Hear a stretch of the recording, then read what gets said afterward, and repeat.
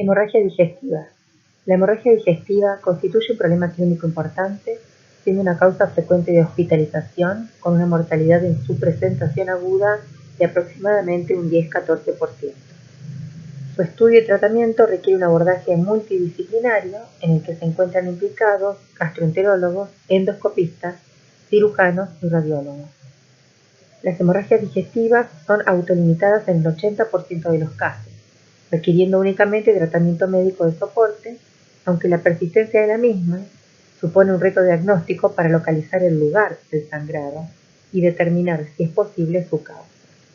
¿Cuál es el rol del radiólogo en esta instancia? Localizar, caracterizar y tratar la lesión sangrante si está indicado. En los estudios contrastados del aparato digestivo, hablamos de lesiones de suma y lesiones de resta. En esta diapositiva presentamos un esquema anatómico de una seriada esófago gastroduodenal y vemos en el esquema el estómago y el duodeno y unas imágenes representativas de lesiones de suma y de resta. ¿Qué se entiende por lesión de suma? Es aquella lesión en donde el contraste escapa por fuera de los límites esperados de la mucosa. Tener presente que los estudios contrastados muestran desde la mucosa hacia la luz. El ejemplo típico de lesión de suma es la úlcera, en este caso sobre curvatura menor o muy próximo a lo que sería el techo gástrico, está representado con el número 1, una úlcera péptica. Otro ejemplo clásico de lesión de suma, el 2, un divertículo. Lo vamos a observar frecuentemente en colon. Otro ejemplo, 9, fístula. ¿Cómo se define una lesión de resta? Es aquella lesión que quita espacio, resta espacio al contraste. Por lo tanto, pensamos en lesiones sobreelevadas que crecen hacia la luz. Por ejemplo, la imagen típica de lesión de resta, el pólipo. Aquí está con el número 3. O otros ejemplos, 4 sería lesión submucosa, 5 lesión endoexofítica, 6 una lesión elevada, pero ulcerada, por ejemplo un cáncer gástrico, elevado y ulcerado. 7 cáncer estenótico, la imagen en manzana mordida. 8 diafragma duodenal. Serían algunos de los ejemplos representativos de lesiones de suma y lesiones de resta, que se utilizan en la descripción e interpretación de las imágenes del paciente. Hernia hiatal. La hernia de hiato consiste en el pasaje de las vísceras abdominales hacia el tórax a través del hiato esofágico. Son en su mayoría adquiridas. Se clasifican en 3 tipos: por deslizamiento, paraesofágica y mixta. Las hernias hiatales por deslizamiento son las más frecuentes, representan más del 90% de los casos. En esta diapositiva mostramos un ejemplo representativo de este tipo de hernia en una seriada esofágica con doble contraste. Las hernias hiatales paraesofágicas son mucho menos frecuentes que la de tipo hernia por deslizamiento, representan menos del 10% de los casos y consisten en el pasaje del estómago a través del hiato esofágico con el cardia en posición normal. Las hernias hiatales ocurren cuando se introduce contenido abdominal hacia la cavidad torácica a través del hiato esofágico del diafragma. La prevalencia aumenta con la edad, con una ligera predilección por el sexo femenino. Muchos pacientes con hernia hiatal son asintomáticos y esto es un hallazgo incidental. Ahora bien, los pacientes que presentan síntomas refieren dolor epigástrico o en el pecho, plenitud postprandial, náuseas y vómitos. También tenemos que recordar que las hernias hiatales pueden originar enfermedad por reflujo gastroesofágica. Entre los signos radiológicos de la hernia hiatal tenemos presencia de pliegues gástricos por encima del hiato esofágico, una muesca mucosa o una bolsa supradiafragmática sin peristalsis no alineada con el cuerpo del esófago. Hernia hiatal por deslizamiento. Es el tipo más común de hernia hiatal. La unión gastroesofágica o cardias suele estar desplazada más de 2 centímetros por encima del hiato esofágico. El hiato esofágico a menudo se encuentra anormalmente ensanchado, midiendo 3 a 4 centímetros, cuando su valor normal, su límite superior normal, es de 1,5 centímetros. El fondo gástrico también puede estar desplazado por encima del diafragma y presentarse como una masa retrocardíaca en la radiografía de tórax de frente. La presencia de un nivel hidroaéreo en la masa sugeriría el diagnóstico. Las hernias de hiato pequeñas y deslizantes suelen reducirse en posición erguida. La sola presencia de una hernia hiatal por deslizamiento tiene una importancia clínica limitada en la mayoría de los casos. Los síntomas y las complicaciones dependerán de la función del esfínter esofágico inferior y de la presencia de reflujo gastroesofágico patológico. Características radiográficas de la hernia hiatal. Opacidad retrocardíaca con nivel hidroaéreo en la radiografía de tórax frente. Y en la seriada esofágica con doble contraste podemos observar numerosos pliegues gástricos gruesos dentro de la bolsa suprahiatal, un esófago tortuoso con una unión gastroesofágica excéntrica dentro del tórax por encima del hiato esofágico en la hernia hiatal por deslizamiento. Complicaciones. La hernia hiatal que contiene el estómago puede resultar en un vólvulo gástrico que a su vez cause un cuadro de obstrucción intestinal con isquemia, infartos o muy raramente un gastrotórax a tensión causando insuficiencia respiratoria y eventual paro cardíaco. Entre los diagnósticos diferenciales en la radiografía de tórax de frente debemos considerar absceso pulmonar retrocardíaco, empiema retrocardíaco, divertículo epifrénico esofágico, ampollas frénicas, cambio postoperatorio en una esofaguectomía con procedimiento de flexión gástrica y en el contexto de un trauma considerar la rotura diafragmática. Esófago de Barrett es el cambio metaplástico de la mucosa esofágica. Se define como el cambio en el epitelio esofágico de cualquier longitud reconocido por estudio endoscópico y confirmado en la biopsia como metaplasia intestinal con epitelio especializado columnar. El esófago de Barrett se diagnostica habitualmente en personas con enfermedad por reflujo gastroesofágico crónico y es el principal factor de riesgo conocido para desarrollar adenocarcinoma del esófago. Es decir, el esófago de Barrett es una lesión premaligna que debe ser anualmente estudiada por endoscopia para la detección temprana de displasia. En esta diapositiva presentamos dos imágenes de una seriada esofágica con doble contraste. A la izquierda observamos una irregularidad de la mucosa, indicada por la flecha blanca, y a la derecha una reducción del diámetro del esófago, una estenosis. Recordamos que el estudio de seriada esofágica se realiza con bario, vía oral, que es el contraste radio-opaco, y la distensión gaseosa con sustancia efervescente. En la práctica clínica, en el estudio de esta patología, ha disminuido el rol de los estudios contrastados con bario del esófago. Por el contrario, son cada vez más útiles y más frecuentes los estudios endoscópicos y las técnicas avanzadas de imágenes. Sin embargo, el esofagograma es una prueba diagnóstica muy útil y valiosa para la evaluación de anomalías estructurales y funcionales del esófago. Es esencial la seriada esofágica para la evaluación de trastornos de la motilidad, como acalasia, espasmo esofágico difuso, y para la evaluación de lesiones submucosas y extrínsecas.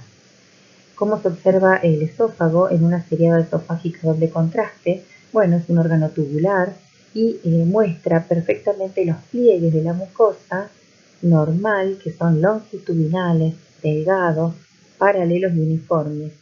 Y también observamos la presencia de las ondas peristálticas primarias, secundarias y terciarias.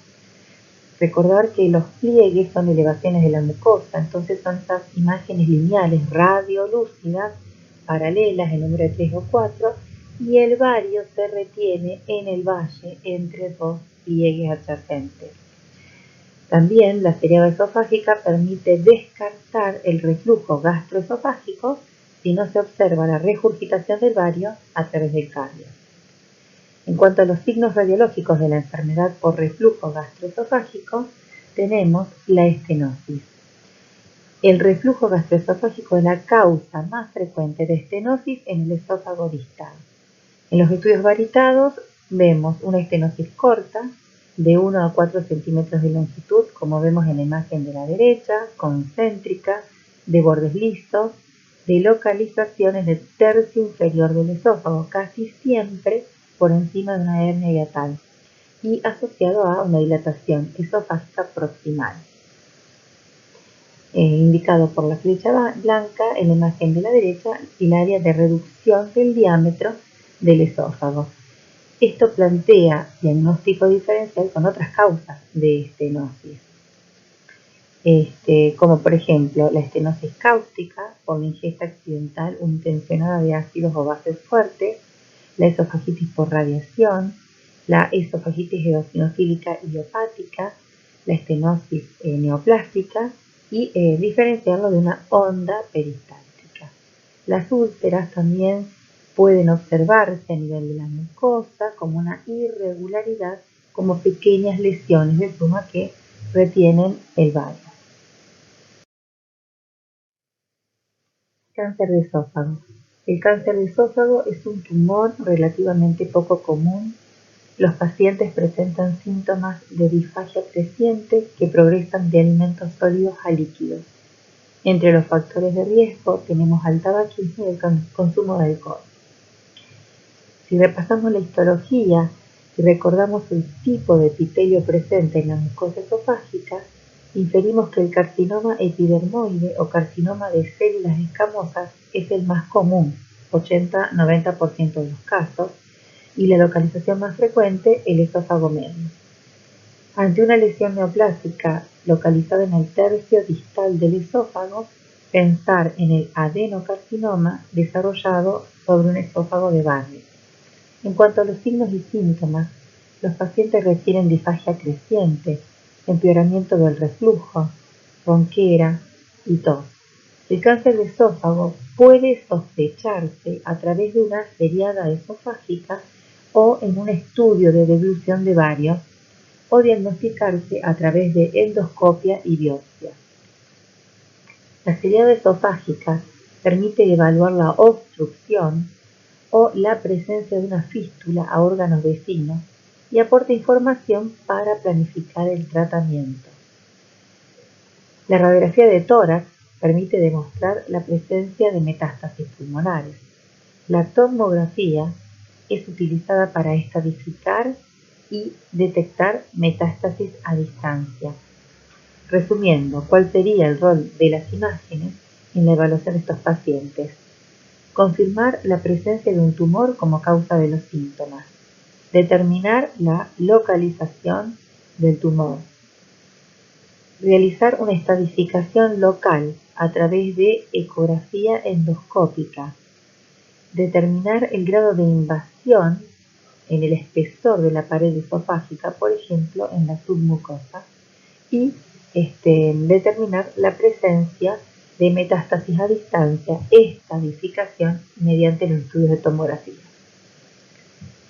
En esta diapositiva presentamos imágenes representativas de lesiones neoplásicas en distintos estudios de seriadas esofágicas. El cáncer de esófago en los estudios contrastados presenta una multiplicidad de imágenes. Se puede presentar como lesiones anulares, en corazón de manzana, lesiones con márgenes salientes, estenosis irregulares, estenosis de bordes afinados, masas endofíticas groseras, grandes ulceraciones, infiltración varicoide o nodularidad difusa de la mucosa. En el cáncer temprano observamos lesiones deprimidas con convergencia de los pliegues. Los cánceres avanzados de esófago suelen presentarse como una lesión infiltrante que genera una estenosis neoplásica. La imagen radiológica del cáncer avanzado se caracteriza por la presencia de un segmento esofágico estenosado, de contornos asimétricos, irregulares, ulcerados y fijos. Es una lesión de bordes proximales abruptos que forman un ángulo de 90 grados con la pared esofágica adyacente. Se suele mencionar lesión de hombros elevados, o bien como el signo de la manzana mordida, como se observa en la imagen de la derecha.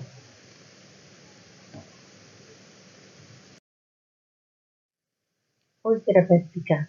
A pesar de la disminución de la incidencia de la úlcera péptica en los últimos años, gracias a la presencia de tratamientos efectivos como los inhibidores de la bomba de protones o el tratamiento erradicador del Helicobacter pylori, esta patología sigue siendo un problema de salud muy importante a nivel mundial debido a dos factores: la alta prevalencia del Helicobacter pylori, principalmente en países en vías de desarrollo, y el uso indiscriminado de los AINES.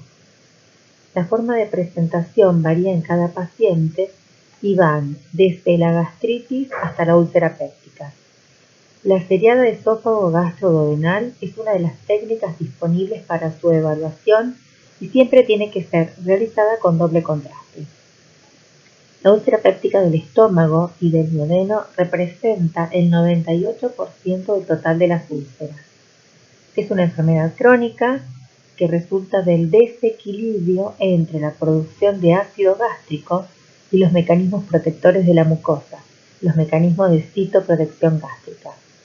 También participa en la fisiopatología de la úlcera péptica duodenal la infección por Helicobacter pylori. Independientemente de la causa subyacente, el ácido inicialmente produce inflamación y luego erosiones superficiales y finalmente ulceraciones francas.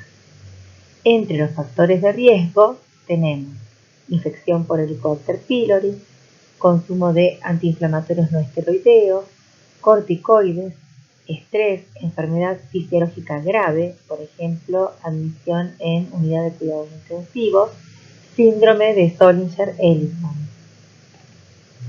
En cuanto a las características radiográficas de la úlcera péptica, sabemos que históricamente los estudios de seriada esófago-gastroduodenal con bario fueron el pilar del diagnóstico de las úlceras pépticas.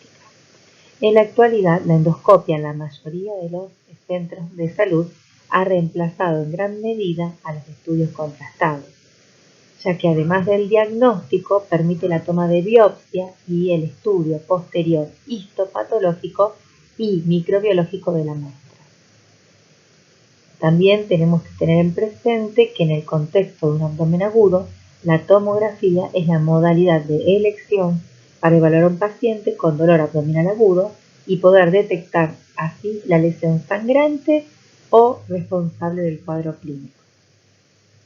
En esta diapositiva presentamos dos imágenes de seriada esófago-gastroduodenal. La imagen de la izquierda muestra las características radiológicas de una úlcera péptica benigna en la curvatura menor del antro gástrico. Vemos indicado con el número 1 el nicho ulceroso, la lesión deprimida con impresiones digitiformes periféricas. Las erosiones o ulceraciones son excavaciones en la mucosa que retienen el bario, es decir, son lesiones de suma en los estudios contrastados. Observamos la convergencia de pliegues suaves hacia los bordes de la ulceración central.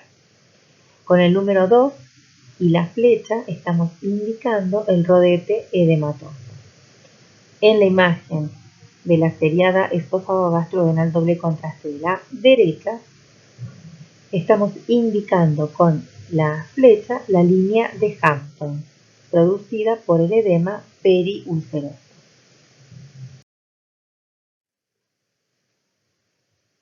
La presentación clínica de los pacientes con úlcera péptica es variable. Por lo general, los pacientes presentan dolor y malestar en la parte superior del abdomen de localización epigástrica y de carácter urente, que clásicamente se alivia con las comidas y los antiácidos. La presentación también puede ser a través de algunas de las posibles complicaciones, como la hemorragia, la perforación, la penetración y la estenosis. Con respecto a la hemorragia, puede ser aguda o crónica, generar un cuadro de anemia. La hemorragia digestiva alta es la complicación más común, afecta el 14% de los pacientes con úlcera péptica. Y esta es la causa más común de hemorragia digestiva alta. La presentación clínica es variable, puede ser incidental, dando una prueba positiva de sangre oculta en materia fecal, o una presentación aguda con melena hematoquexia 20%, hematemesis 30%, tanto melena como hematemesis en el 50% de los casos. En cuanto a la perforación, afecta hasta el 106% de los pacientes con úlcera péptica, dando un cuadro de abdomen agudo, que generará la perforación, la salida de aire a la cavidad peritoneal, es decir, generará un neumoperitoneo. Tener presente que en estos casos de abdomen agudo con sospecha de perforación de úlcera péptica gástrica o duodenal, la evaluación radiológica del paciente se debe hacer con la directa de abdomen de frente, de pie y acostado y una radiografía de tórax de frente. La utilidad de la radiografía directa de abdomen de frente de pie es para la búsqueda de los niveles hidroaéreos. Y la radiografía de tórax de frente de pie permite realizar el diagnóstico de pequeños neumoperitoneos y además brinda información sobre probables patologías intratorácicas que se manifiesten con dolor referido al abdomen y sobre otras comorbilidades que pudiera tener el paciente como cardiomegalia, neumonía, metástasis pulmonares, etc. Con respecto a la penetración o extensión a un órgano adyacente, por ejemplo páncreas, desarrollando posteriormente un cuadro de pancreatitis. Y finalmente estenosis con cicatrización y obstrucción al tránsito intestinal en úlceras pilóricas y postpilóricas es poco frecuente, se observa en el 1% de los pacientes. En esta diapositiva mostramos dos imágenes representativas de una seriada esófago gastrodenal doble contraste de un paciente con úlcera gástrica en estadio agudo. Se describe el nicho ulceroso de forma ovalado, marcado por el asterisco, y rodeado por el rodete edematoso señalado con la flecha celeste. En este estadio, ausencia de pliegues convergentes. En esta diapositiva presentamos algunos signos radiológicos de las úlceras pépticas en los estudios de seriada esófago gastroduodenal doble contraste. Nicho fijo o colección de varios.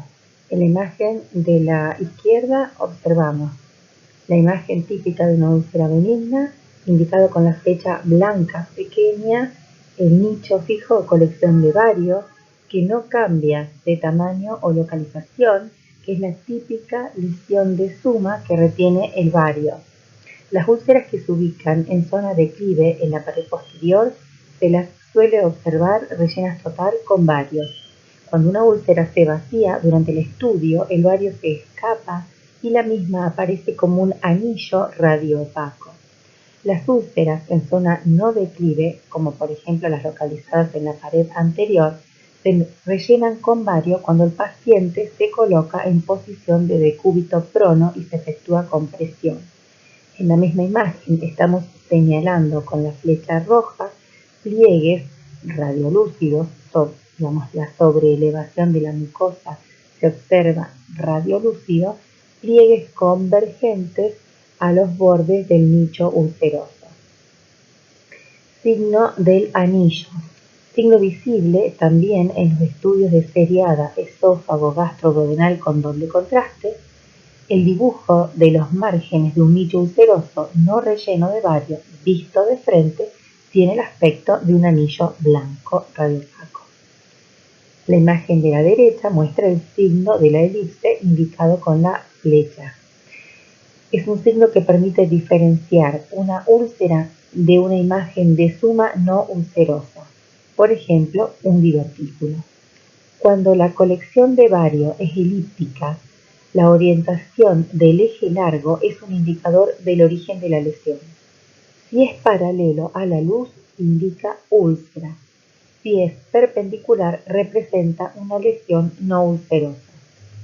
La seriada esófago-gastroduodenal se realiza con bario y una sustancia efervescente para dilatar el estómago con gas y así obtener el efecto del doble contraste.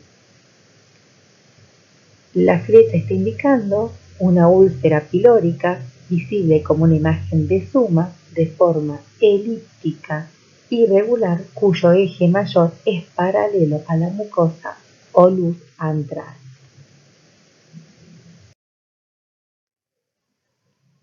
Signo de la línea de Hampton. La imagen de arriba a la izquierda está indicando con la flecha roja este signo radiológico también descrito en las seriadas esófago-gastroduodenal. Vista la úlcera de perfil, la línea de Hampton es una línea fina, de 1 milímetro aproximadamente, radiolúcida, muy bien delimitada, que atraviesa la base del nicho ulceroso. Representa la mucosa gástrica colgante en los bordes de la úlcera benigna. En este caso, los márgenes de la úlcera no presentan el edema que constituye el signo del halo o collar ulceroso, que esto lo estamos mostrando en la imagen inferior, indicado con la flecha celeste, que se entiende por signo del halo o collar ulceroso. Bueno, es un signo de úlcera gástrica benigna, también descritos en los estudios de seriada esófago-gastroduodenal, que tiene el mismo significado que la línea de Hampton, es decir, representa los bordes del nicho ulceroso, pero en este caso dichos bordes están edematosos, creando un rodete alrededor del cráter, que en el estudio varitado aparece como un halo radiolúcido. En la imagen superior y a la derecha estamos mostrando una radiografía de tórax de frente, de pie, demostrando una semiluna radiolúcida debajo del hemidiafragma derecho, signo radiológico que indica la presencia de un neumoperitoneo, una de las posibles complicaciones de las úlceras pépticas. Otros signos radiológicos que se describen en las úlceras pépticas en los estudios de seriada esófago-gastroduodenal son signo del cuarto creciente o semiluna. Cuando el edema de los márgenes del cráter ulceroso es muy intenso, puede llegar a aislar el nicho de la luz gástrica. La úlcera aparece como una imagen de suma blanca que retiene el bario de forma semilunar separada de la luz gástrica. La diferencia con el signo del halo es en el que se reconoce la presencia del contraste en el margen ulceroso. En la úlcera benigna, además, hay otros dos datos importantes. Uno es que el borde interno de la semiluna es cóncavo hacia la luz, a diferencia de la úlcera maligna, en que este puede ser plano o convexo. El otro hallazgo es que el margen externo del nicho sobrepasa el límite esperado que debe tener la pared gástrica.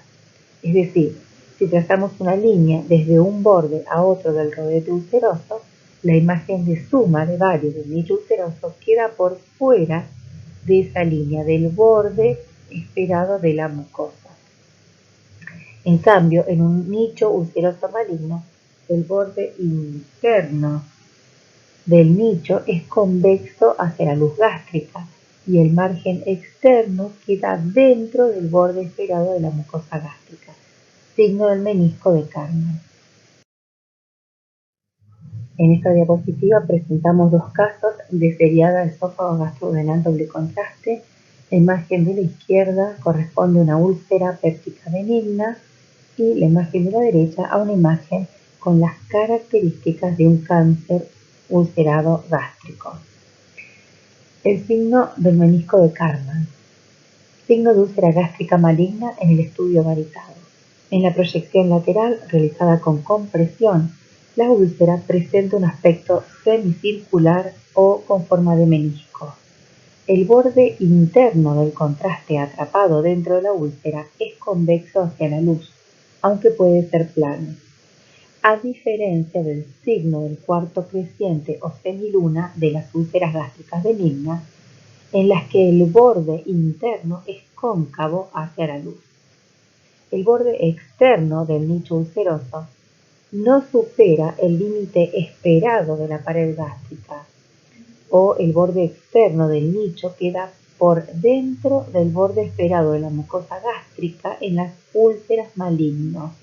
Esto lo vemos en la imagen como una lesión sobrelevada, ulcerada, que retiene el radio en el nicho ulceroso, pero el fondo del nicho ulceroso queda por dentro del borde esperado de la mucosa gástrica, en este caso de la curvatura menor, que está indicado con la línea punteada amarilla.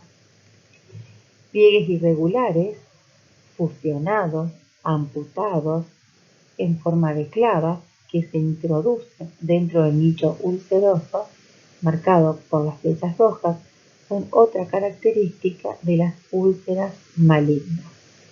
Si bien es importante decir que la úlcera péptica no maligniza, las imágenes que estamos describiendo como úlceras malignas corresponden a un cáncer gástrico ulcerado.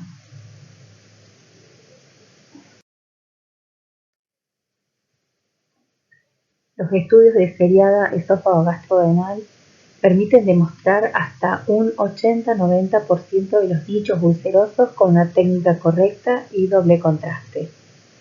Si se observa la úlcera sobre una masa, si el fondo o borde externo del nicho se sitúa por dentro de la curvatura teórica de la mucosa, si los bordes son irregulares, los pliegues no convergen hacia la lesión, los pliegues son irregulares, fusionados, amputados, en clava, etc. Si se introducen dentro del nicho o si se observan signos como el menisco de Karman, la úlcera será probablemente maligna. Sin embargo, la ausencia de estos signos radiológicos en absoluto garantiza la benignidad. Es importante aclarar nuevamente que las úlceras pépticas no malignizan. El diagnóstico diferencial se plantea con neoplasias gástricas ulceradas. Entonces, repasando y resumiendo los signos radiológicos de las úlceras malignas, tenemos nodularidad del cráter, separación abrupta entre la mucosa normal y el cráter ulceroso, signo del menisco de Karman, el piso de la úlcera queda por dentro del borde esperado de la mucosa gástrica, no convergencia de los pliegues, pliegues irregulares, amputados, fusionados, etc. Pliegues que se introducen en el interior del nicho y ausencia de signos de cicatrización. El adenocarcinoma es la neoplasia maligna gástrica más frecuente y representa más del 95% de los tumores malignos del estómago. Es raro antes de los 40 años, la edad de presentación más frecuente es entre los 50 a 70 años, con un predominio de los hombres. Las lesiones superficiales suelen ser asintomáticas y potencialmente curables quirúrgicamente. Hasta el 50% de los pacientes pueden presentar molestias gastrointestinales inespecíficas como dispepsia. Los pacientes pueden presentar anorexia y pérdida de peso, 95% de los casos, dolor abdominal de naturaleza vaga e insidiosa. También se describen náuseas, vómitos y saciedad precoz en casos de tumores voluminosos que obstruyen la luz gastrointestinal o lesiones infiltrativas que alteran la distensibilidad del estómago. Entre los factores de riesgo, tener en cuenta anemia perniciosa, pólipos gástricos adenomatosos, gastritis atrófica, gastrectomía parcial Billroth-2, reflujo de bilis jugo pancreático, grupo sanguíneo tipo A, hábito tabáquico. En cuanto a los estudios complementarios, sabemos que la endoscopia se considera el método de diagnóstico más sensible y específico en pacientes con sospecha de cáncer gástrico. La endoscopia permite la visualización directa de la ubicación del tumor, la extensión de la afectación de la mucosa y permite la realización de la toma de biopsia o cepillado citológico para el diagnóstico histopatológico. Entonces, ¿cuál es el rol de los métodos de diagnóstico por imágenes en esta patología? Los métodos radiológicos suelen ser el examen inicial que suscita sospechas de carcinoma gástrico, además de usarse en la estadificación de la enfermedad. En esta diapositiva vemos, a modo de ejemplo, dos estudios de seriada de esófago gastroduodenal doble contraste de lesiones neoplásicas a nivel del antro gástrico. Las imágenes corresponden a un carcinoma avanzado. Observamos una lesión voluminosa localizada en el antro, indicada por las flechas amarillas. Vemos una masa ulcerada con crecimiento exofítico endoluminal, es decir, una lesión que crece y se proyecta hacia la luz gástrica. Las imágenes de los carcinomas avanzados gástricos presentes en el 70% de los cánceres gástricos corresponde a un carcinoma ulcerado o cáncer penetrante. Tomografía de abdomen en decúbito lateral izquierdo con disección gástrica del estómago. Observamos un engrosamiento irregular de la pared que no supera los 2,5 centímetros de espesor. El contorno mucoso es irregular, ulcerado. La superficie serosa es irregular. La grasa adyacente está aumentada de densidad, lo que es compatible con invasión extragástrica. La transición entre la mucosa normal y el tumor es abrupta y presenta el signo de lesión de hombros elevados. El adenocarcinoma es un tumor agresivo con una tasa de supervivencia a 5 años inferior al 20%. Sin duda, los estudios endoscópicos permiten la visualización de la mucosa gástrica, permiten describir la lesión y tomar una biopsia. La tomografía es muy útil para la estadificación de la enfermedad metastásica. La adecuada estadificación de la invasión local, ganglionar y metastásica es un elemento vital para el correcto tratamiento del paciente, así como para estimar el pronóstico del paciente con cáncer gástrico. La ecografía endoscópica o ultrasonografía endoscópica es hoy en día la modalidad de elección en la estadificación preoperatoria del cáncer gástrico. Con el desarrollo de la tomografía computarizada multidetector o multi-slice y los avances en el postproceso de las imágenes, se ha renovado el interés por la tomografía en la estadificación del cáncer gástrico. La ecografía endoscópica es capaz de discriminar con gran exactitud las capas de la pared gástrica y por lo tanto determinar la invasión del tumor. No obstante, esta técnica tiene algunas limitaciones como la profundidad del campo de visión, que puede no ser suficiente, es una técnica operador dependiente y sobre todo el hecho de ser una prueba invasiva. La tomografía multi-slice o multidetector, aún siendo inferior a la ecografía endoscópica en la determinación de la invasión de las distintas capas gástricas, es capaz de ver más allá de la vecindad del estómago, lo que le da un valor adicional, comparado con la ecografía endoscópica, en el estudio de las adenopatías periféricas y las metástasis a distancia. La tomografía multidetector con preparación gástrica adecuada es una buena técnica para la estadificación del cáncer gástrico, complementaria a la información brindada por la ecografía endoscópica y muy útil en los estadios T3 y T4. Podríamos decir que la tomografía multidetector alcanza su máxima precisión en la detección de la invasión serosa T3 y de órganos vecinos T4. Cáncer gástrico y metástasis hepáticas. La tomografía es actualmente la modalidad de estadificación de elección del cáncer gástrico. Las imágenes por tomografía ayudan a identificar el tumor primario, permiten evaluar la diseminación local y detectar afectación ganglionar y metástasis a distancia. En esta tomografía axial computada de abdomen con contraste oral y endovenoso, vemos una masa en la cara posterior del techo gástrico que invade a la grasa adyacente indicada por las flechas rojas. Y a nivel hepático vemos múltiples lesiones, masas ocupantes de espacio, redondas, de distinto tamaño, que presentan, tras la administración del contraste endovenoso, el signo de la escarapela o del tiro al blanco. Se plantea como posibilidad diagnóstica cáncer gástrico con invasión local y metástasis hepática. El adenocarcinoma puede presentarse en tomografía como una masa polipoide con o sin ulceración, engrosamiento focal de la pared con irregularidad de la mucosa o infiltración focal de la pared, ulceración dentro de una masa, carcinoma infiltrante, se presenta con engrosamiento de la pared y pérdida del patrón de pliegues normales. Las calcificaciones son raras, pero cuando están presentes suelen corresponder a un adenocarcinoma mucidoso. El pronóstico del paciente se correlaciona con el estadio del tumor en el momento de la presentación. Por lo tanto, la estadificación precisa del cáncer gástrico es esencial, porque la resección quirúrgica es el tratamiento para la enfermedad localizada.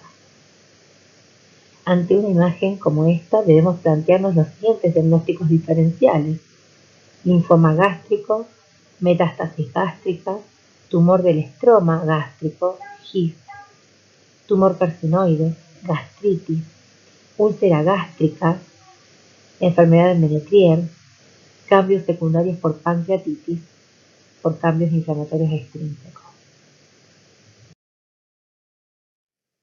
Leiomioma. En esta diapositiva vemos dos imágenes. A la izquierda, un estudio de seriada esófago gastroduodenal doble contraste con una imagen focalizada en el techo gástrico. Y a la derecha, una tomografía axial computada de abdomen con contraste oral. En el estudio de seriada esófago gastroduodenal doble contraste, vemos una lesión vegetante que cuelga del techo gástrico de bordes netos, indicada por las 4 flechas rojas.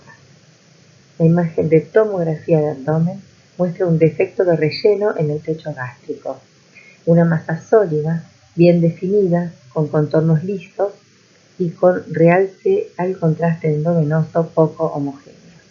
Las imágenes correspondieron a un mismo paciente y el diagnóstico fue leiomioma gástrico. El leiomioma gástrico es un tumor mesenquimal benigno poco frecuente.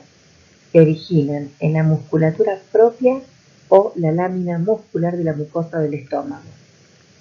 La mayoría de los leiomiomas se encuentran de manera incidental en pacientes asintomáticos. Los síntomas relacionados con un leiomioma gástrico dependerán del tamaño del tumor, la ubicación y la presencia o ausencia de ulceraciones. Los tumores más grandes son más propensos a tener ulceraciones asociadas y por lo tanto causan hemorragia, que puede manifestarse como hematemesis, melena y anemia por déficit de hierro. También se informa de malestar o dolor epigástrico.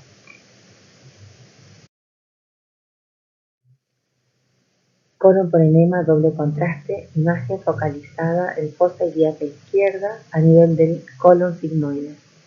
En este paciente se observan múltiples lesiones de sumas, imágenes saculares que retienen el vario, que corresponden a divertículos. El divertículo es el ejemplo típico de lesión de suma en los estudios contrastados del aparato digestivo. Vistos de perfil, los divertículos se observan como dilataciones saculares que se llenan, que retienen el vario, localizados más frecuentemente en el colon izquierdo y principalmente a nivel del sigmoide. Vistos de frente, pueden verse como lesiones redondas, radioopacas cuando están rellenos totalmente de vario, o como una imagen en anillo si el divertículo se vació. Es fundamental diferenciar la diverticulosis no complicada de la diverticulitis. La diverticulitis es una de las presentaciones posibles de la enfermedad diverticular. Es una complicación de la diverticulosis colónica. El 80% de las personas de 80 años tienen divertículos. El 4% de las personas con diverticulosis desarrollarán diverticulitis. Las complicaciones de los divertículos son infección, es decir, diverticulitis con formación de un absceso, hemorragia, perforación con las consiguientes peritonitis y neumoperitoneos. La colonoscopia y la sigmoidoscopia permiten hacer el diagnóstico. La tomografía es la modalidad de elección para el diagnóstico y la evaluación de la diverticulitis. Los estudios de imágenes en estos casos permiten confirmar la presencia de los divertículos, describir los signos de inflamación activa y evaluar las complicaciones, por ejemplo, perforación, formación de un absceso. Permiten identificar la presencia de una fístula, por ejemplo, con la vejiga, y diagnosticar otras posibles causas de los síntomas referidos por el paciente. En la enfermedad diverticular, si varios divertículos se perforan y se comunican entre sí, generan un trayecto fistuloso en el espesor de la pared del colon que se rellena con el contraste radiopaco. Y esto genera el signo del doble tracto, es decir, veo el contraste en la luz del colon y en el trayecto fistuloso que comunica varios divertículos en la pared del colon. Cuando se piensa en la posibilidad de perforación, se utiliza como contraste radiopaco el iodo hidrosoluble.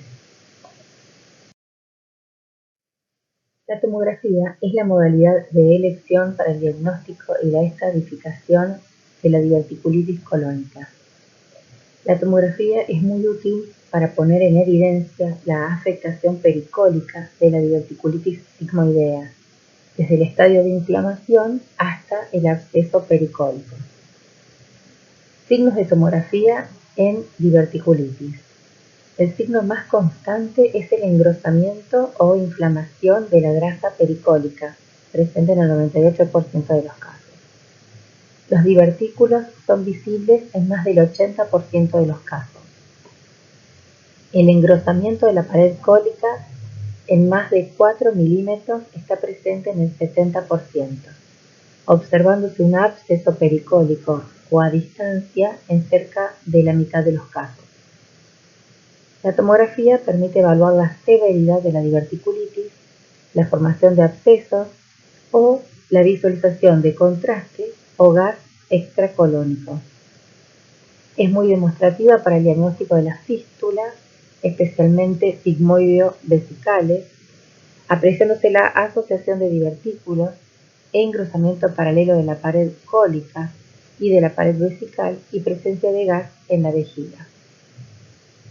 La tomografía está indicada en aquellos casos en los que el colon por enema doble contraste es imposible o no concluyente, en los casos que se sospeche un absceso pericólico o en el diagnóstico incierto, fracaso del tratamiento médico o cuando se prevea un drenaje percutáneo por punción dirigida. Se reconocen las siguientes complicaciones de la enfermedad diverticular: formación de abscesos, formación de fístulas con vejiga, fístula colovesical, con vagina, fístula colovaginal, con intestino, fístula coloentérica o con colon, fístula colocólica, o con la piel, fístula colocutánea. Obstrucciones del intestino delgado por adherencias o edema de la pared intestinal, perforación, que da como resultado neumoperitoneo, peritonitis y sepsis, y pilefelderitis.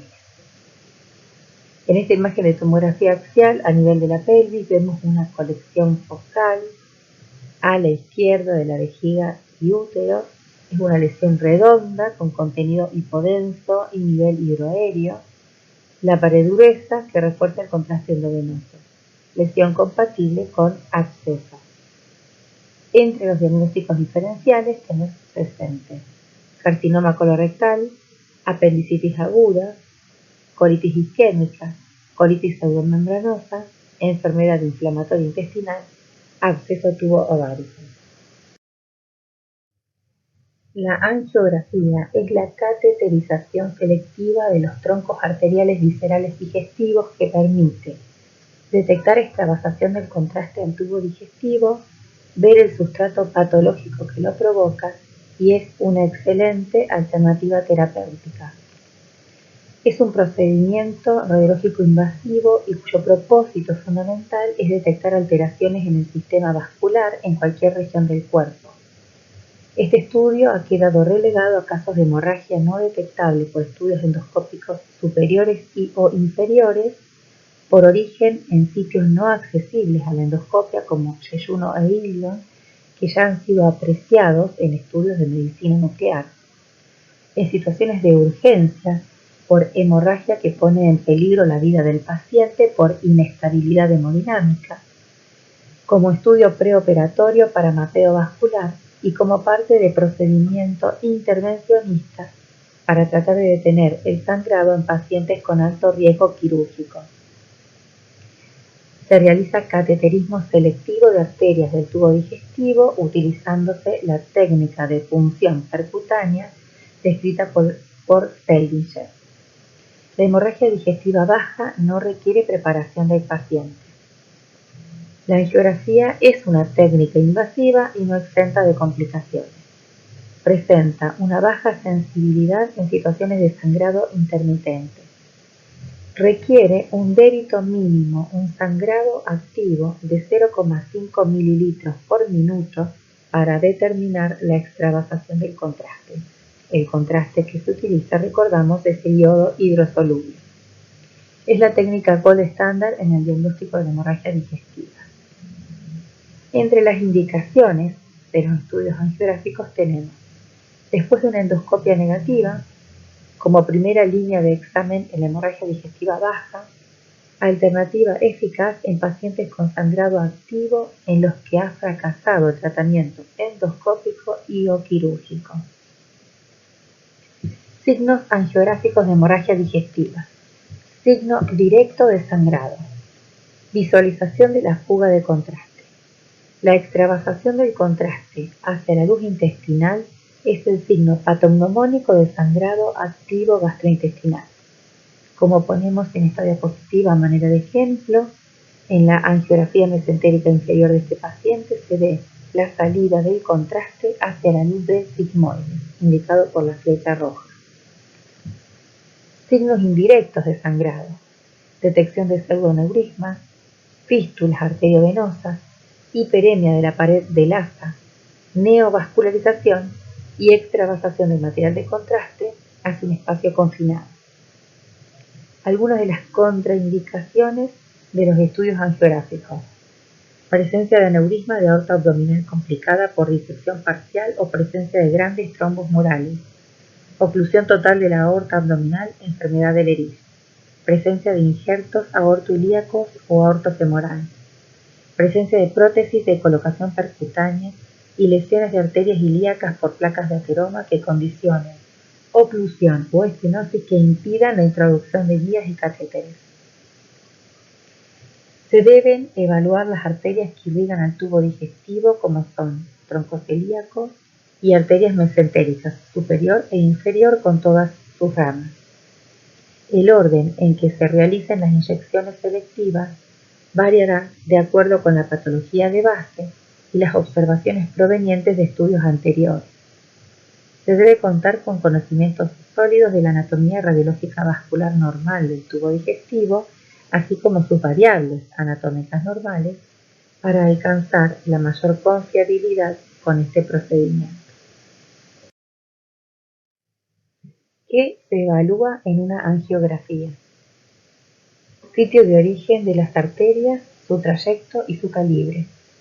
Hay que tener en cuenta las diferentes variantes anatómicas, sobre todo lo referente al origen de los vasos principales y las anastomosis. Se buscan obstrucciones al flujo sanguíneo que condicionen áreas avasculares. Valorar que los contornos de los vasos sean nítidos. El tiempo de circulación debe ser normal, sin áreas de retardo, tinción tisular persistente, ni flujo venoso acelerado de tipo focal o segmentario que genere la duda sobre la presencia de fístulas arteriovenosas, malformaciones vasculares o neoplasias. El retorno venoso debe ser simétrico, sin que se aprecien áreas de estancamiento o ausencia del medio de contraste inyectado. Los estudios angiográficos son procedimientos dinámicos. Las imágenes deben analizarse y evaluarse durante el momento de la realización del estudio para lograr resultados que aporten para el diagnóstico. La arteriografía tiene algunas ventajas sobre los estudios endoscópicos del tubo digestivo alto o bajo, porque no se requiere tanta cooperación del paciente, se puede realizar en pacientes muy enfermos, no necesita preparación especial y permite un diagnóstico certero a pesar del sangrado activo que ocupa la luz del tubo digestivo. La posibilidad de descubrir el foco hemorrágico en los casos agudos depende en gran medida de la extravasación del material de contraste inyectado hacia la luz intestinal. La angiografía permite visualizar el sangrado de origen arterial cuando la fuga es de por lo menos 0,5 mililitros por minuto. En esta diapositiva presentamos un estudio de angiografía mesentérica superior donde se constata la salida del contraste hacia la luz del colon transverso, indicado por la flecha amarilla. Y en la imagen de la derecha, la lesión que probablemente origine la hemorragia, indicada por la flecha roja, indicando la presencia de una lesión diverticular. Una vez localizada la zona de hemorragia, se puede tomar la decisión entre el médico tratante y el radiólogo de llevar a cabo algún tipo de procedimiento endovascular terapéutico, temporal o definitivo, con el propósito de controlar el sangrado agudo y evitar una intervención quirúrgica de urgencia con el mismo propósito, lo cual se asocia a alto grado de mortalidad. Se puede considerar la infusión de un agente vasoconstrictor, como es la vasopresina, o la embolización terapéutica. La embolización terapéutica es un procedimiento útil para controlar la hemorragia. Requiere cateterismo superselectivo para evitar complicaciones por depósito de émbolos en lugar equivocado, por reflujo distal inadvertido de las partículas o por devascularización excesiva. Por supuesto que esta técnica requiere de un equipo de radiólogos intervencionistas capacitados tanto para el cateterismo superselectivo como en la embolización. Entre los agentes embólicos que se pueden utilizar están los microcoils y los coágulos autólogos modificados. Los riesgos más significativos de la embolización son isquemia e infarto intestinal, que se pueden presentar hasta en un 20% de los casos según las distintas publicaciones. En esta diapositiva presentamos el ejemplo de una angiografía mesentérica superior, donde se constata una hemorragia activa a través de la extravasación del medio de contraste hacia la luz del colon transverso, y en la imagen de la derecha se muestra la imagen posterior al procedimiento intervencionista de embolización con coágulos autólogos.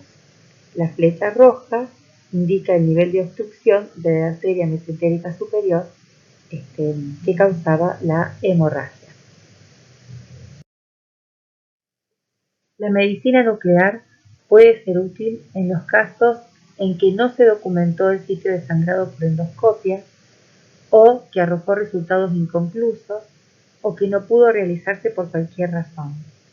También es útil para guiar la realización de los estudios angiográficos o cuando ésta no debe considerarse porque la intensidad de la hemorragia es menor que la requerida para que este estudio sea de utilidad o porque existe sangrado intermitente. La medicina nuclear tiene alta sensibilidad para detectar hemorragias. Permite una vigilancia continua del tubo gastrointestinal por varias horas, siendo posible el diagnóstico de hemorragias intermitentes.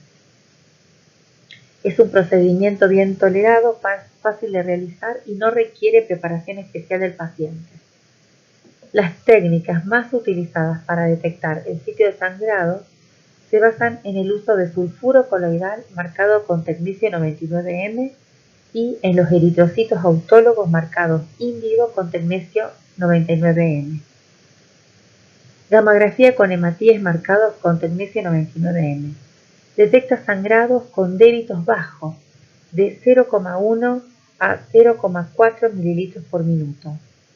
Permite explorar el área abdominal completa en 24 horas, detectando sangrados de bajo flujo e intermitentes. Está indicada para la hemorragia no ciliada previo a una arteriografía. Una de sus limitaciones es la localización inexacta del punto de sangrado. La medicina nuclear tiene una resolución limitada, no permite precisar la localización anatómica del sangrado. Su papel es mayor en la evaluación del sangrado del intestino delgado, debido a la limitada sensibilidad de la endoscopia en esta región, transformándose en un examen de evaluación rápida que permite identificar a aquel paciente que requiere angiografía como estudio de extensión o que pasa directamente a cirugía. Una variante es la gammagrafía con pertecnato de tecnecio 99N. Se utiliza en pacientes jóvenes con hemorragia digestiva baja para detectar un divertículo de Meckel o duplicación intestinal. El pertecnetato presenta la capacidad para acumularse en la mucosa gástrica ectópica y esto se observa como un foco hipercaptante o fotón positivo, como se indica en esta diapositiva, en este estudio que presentamos con la flecha roja.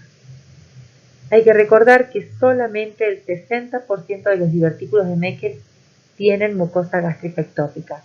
Por lo tanto, un estudio en medicina nuclear negativo no necesariamente excluye esta patología. Suele utilizarse para pacientes que no sangran activamente.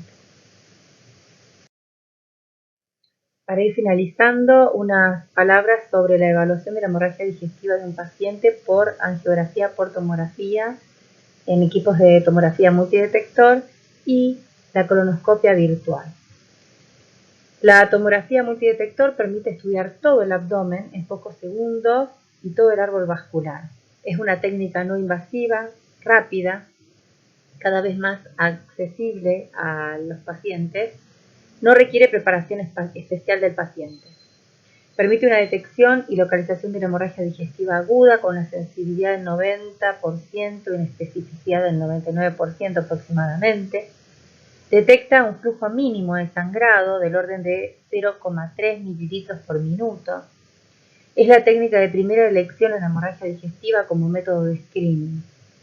Localiza el punto sangrante, valora todo el árbol vascular y permite un diagnóstico etiológico. La tomografía permite valorar la vascularización gastrointestinal y femoral proximal, disminuyendo así las indicaciones de los estudios angiográficos diagnósticos, disminuye la irradiación del paciente, disminuye la cantidad de contraste durante la angiografía y el tiempo del procedimiento.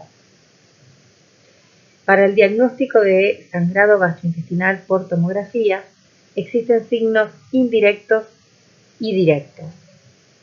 Son signos indirectos de sangrado el hallazgo de un hematoma en la pared del tubo digestivo o colecciones hemáticas localizadas o difusas. Dentro de los signos directos de sangrado, ver un jet de contraste que indica la extravasación del contraste, la hemorragia activa que sale desde el vaso sangrante, y detectar una hiperatenuación en la luz intestinal. Por lo tanto, es importante comparar las imágenes de tomografía obtenidas sin contraste y posterior a la administración de contraste intravenoso. Así, una hemorragia gastrointestinal se va a presentar como ausencia de hiperdensidad en las imágenes de tomografía sin contraste y posteriormente a la administración de contraste endovenoso se detectará en esa región hiperdensidad. Eso indicaría sangrado. Por lo tanto, que hay que tener la precaución de diferenciar el material de contraste extravasado de la mucosa normal realzada. Colonoscopia virtual o colonografía por tomografía. La colonoscopia virtual es un examen de diagnóstico por imágenes que utiliza un equipo de rayos X para examinar el intestino grueso, requiere insuflación gaseosa del colon y una preparación mínima del paciente para la adquisición de las imágenes. A partir de imágenes axiales generadas durante una exploración por tomografía, la computadora, el equipo, genera reconstrucciones en múltiples planos y permite obtener inclusive imágenes tridimensionales detalladas del colon, que el radiólogo utiliza como si estuviera viajando a lo largo del interior del colon. Por eso se denomina este estudio colonoscopia virtual, para compararlo con los estudios endoscópicos habituales. Entre las indicaciones de la colonoscopia virtual podemos mencionar búsqueda de pólipos o cáncer de intestino grueso. En líneas generales se recomienda la realización de colonoscopia a partir de los 45 años a las mujeres y a los hombres y repetirlos cada 5 años para la detección temprana del cáncer de colon. Personas con mayor riesgo de padecer esta enfermedad o con historia familiar del cáncer pueden comenzar la exploración en una menor edad, hacia los 40 años o menos, y someterse a exploraciones a intervalos más cortos. La colonoscopia por tomografía o colonoscopia virtual solo es un método diagnóstico, es decir, detecta con una gran sensibilidad lesiones, en este caso las lesiones polipoideas, que pueden estar asociadas en su evolución al cáncer de colon. Los pólipos adenomatosos en su evolución natural pueden derivar a un cáncer de colon. Pero tenemos que recordar que es un estudio solamente diagnóstico, a diferencia de la colonoscopia convencional, que es diagnóstica y terapéutica, que permite en el mismo procedimiento, a través de otro canal del endoscopio, realizar, por ejemplo, una polipectomía. ¿Cuáles son los beneficios, los riesgos y las limitaciones de la colonoscopia virtual? Entre los beneficios podemos decir que es un examen mínimamente invasivo, que proporciona imágenes 2D y 3D que pueden describir numerosos pólipos y otras lesiones tan claramente como si estuviésemos realizando la colonoscopia convencional. La colonoscopia virtual reduce notablemente el riesgo de perforación del colon que puede ocurrir con la colonoscopia convencional, por ejemplo, en un paciente con diverticulosis. La colonoscopia convencional no se recomienda en pacientes que tienen enfermedad inflamatoria intestinal activa, Crohn, colitis ulcerosa o diverticulitis, debido a que hay un riesgo elevado de perforación del colon, ya sea por debilidad de la pared o si el paciente tiene divertículos de cuello ancho que pueden llevar a confundir al gastroenterólogo la luz del colon, por donde debe avanzar el endoscopio, con la luz del divertículo. Es una alternativa a la realización de una colonoscopia completa que generalmente requiere anestesia. Es una alternativa para aquellos pacientes con factores clínicos que aumentan el riesgo de complicaciones a causa de colonoscopia, como por ejemplo pacientes en tratamiento con anticoagulantes o pacientes con prótesis valvulares cardíacas, etc. Los pacientes de edad avanzada, debilitados o gravemente enfermos suelen tolerar mejor la colonoscopia virtual. La colonoscopia virtual puede ser útil cuando no se puede realizar una colonoscopia en forma completa, ya sea porque hay una obstrucción o una estenosis infranqueable por alguna lesión orgánica, un cáncer voluminoso o infiltrante. En un 10% de los casos, la colonoscopia convencional no llega a evaluar la totalidad del colon. En estos casos, una opción diagnóstica es hacer colonografía portátil. La colonografía por tomografía proporciona imágenes más detalladas que los estudios contrastados de la radiología convencional, que las imágenes de colon por enema doble contraste. Y por otra parte, en los estudios de tomografía, además de evaluar la luz colónica, podemos evaluar anormalidades a nivel de la pared y por fuera del colon. Muestra lesiones en otros órganos del abdomen, de la pelvis, lesiones en retroperitoneo, como por ejemplo aneurismas aórticos abdominales, etc. Entre los riesgos, existe un mínimo riesgo de perforación del colon al insuflar el aire. Se ha descrito una frecuencia menor a 1 cada 10.000 pacientes. Es un estudio que expone al paciente a radiación ionizante, se utilizan rayos X. Siempre debemos evaluar riesgo-beneficio al momento de indicar este estudio complementario. Y por supuesto, esto se deriva de lo anterior, está contraindicado en mujeres embarazadas. Algunas de las limitaciones del método son: es exclusivamente un método diagnóstico. Si se detecta alguna lesión polipoidea, clínicamente significativa, tendrá que extirparse por medio de una colonoscopia convencional. Hay dificultades para la detección de pólipos muy pequeños, también se generan artefactos por la materia fecal y si el paciente es muy grande, voluminoso, existe un límite de peso aproximadamente de 200 kilos para la mesa móvil del equipo de tomografía.